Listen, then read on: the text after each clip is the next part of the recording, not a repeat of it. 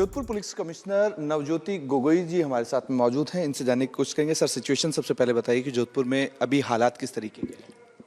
हालात अभी नियंत्रण में है, स्थिति ठीक है। कल दोपहर के बाद कोई ऐसा घटना नहीं हुई है और हम चीज़ अंडर कंट्रोल है। सर, टोटल कितनी गिरफ्तारियां अब तक की हैं? हमने 12 केसेस टोटल दर्ज किए हैं। उनमें हमें अभी तक 8 लोग अरेस्ट किए, बाकी कुछ अभी अरेस्ट प्रोसेस में हैं और 133 लोग जो है हम 151 में के तहत दर्ज अरेस्ट 30 लोग आपने जो है 151 में अरेस्ट किए हैं। अरेस्ट किए हैं।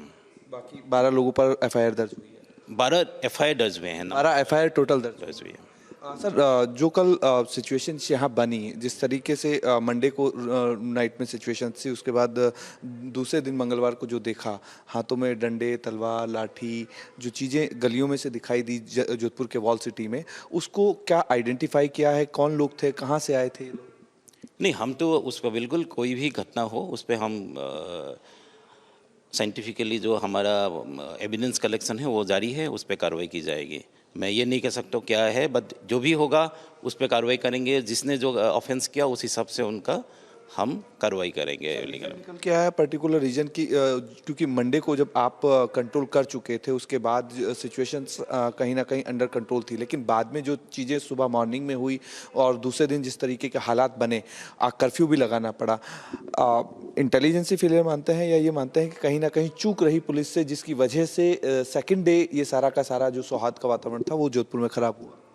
नहीं, मैं उसको ऐसा नहीं सोचता हूँ। हम लोगों ने कोशिश किया, जो भी है जैसे भी डेवलप हुआ घटना, हम उसी हिसाब से रेस्पॉन्ड किया और मुझे लगता है हमने बेस्ट रेस्पॉन्ड किया जो उस टाइम पे संभव है।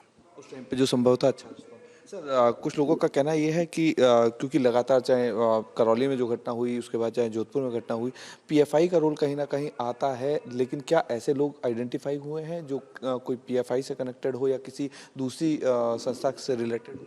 नहीं, अभी तक हमारे पास ऐसा नहीं है, बट अगर ऐसा कुछ है तो हम उसको भी देखेंगे। पीएफआई के अगर नहीं आया ऐसा कोई रूल, ऐसा कुछ लिंक आता है तो जांच की जाए। नहीं। अगर कोई भी चीज़, हम तो बिल्कुल ओपन है, हम कहीं भी चीज़ आएगा तो तभी करेंगे, बट अभी तक ऐसा कोई बात नहीं है। अच्छा सर, कुछ ऐसे लोग हैं जिनकी गिरफ्तारी अभी नहीं हो पाई है, या जो अभी लोग फरार हैं, या जो इस चीज़ में थे कि जिन लोगों ने प्लानिंग बनाई और एकदम से ये सारा माहौल खराब हो? प्लानिंग बनाने वाला तो मैं नहीं कह सकता हूँ, वो इन्वेस्टिगेशन का प्रोसेस में अभी है, बट जो हमारा CCTV फुटेज में दिखाई दिया, कुछ लोग हम आइडेंटिफाई किया, बट उनको हम एप्रीहेंड नहीं कर पा रहा हूँ। उसको हम कोशिश कर रहे हैं जल्दी से जल्द एप्रीहेंड करने के लिए। सर, गंभीर धारा कितनी लगी हैं इस केसेस में? क्योंकि जो 12 एफआईआर दर्ज हुई हैं उसमें गंभीर धाराएं कितनी हैं? नहीं, ये गंभीर धारा का ये मतलब जो भी ऑफेंस किए हैं उस हिसाब से रजिस्टर्ड है। हर केसेस का डिफरेंट उसके लिए हुआ। कोई मोटरसाइकिल जलाया कहीं पे, किसी ने पत्थर से अपना गाड़ी का शीशा तोड़ा, वो अलग अलग है। उस हिसाब से केस दर्ज है, ऑफेंस के हिसाब से केस दर्ज है और उसी हिसाब से आपका जो धारा है वो अप्लाई हुआ है। अभी सर, कर्फ्यू जो है वो कब तक और बढ़ाया जाएगा, या सिचुएशंस अभी ऐसी हैं अंडर कंट्रोल जो आप छोड़ सकते हैं, ढील दे सकते हैं? इससे तो आज रात 12 बजे तक है, उस पर हम विचार कर रहे हैं, उसको हम डिसीजन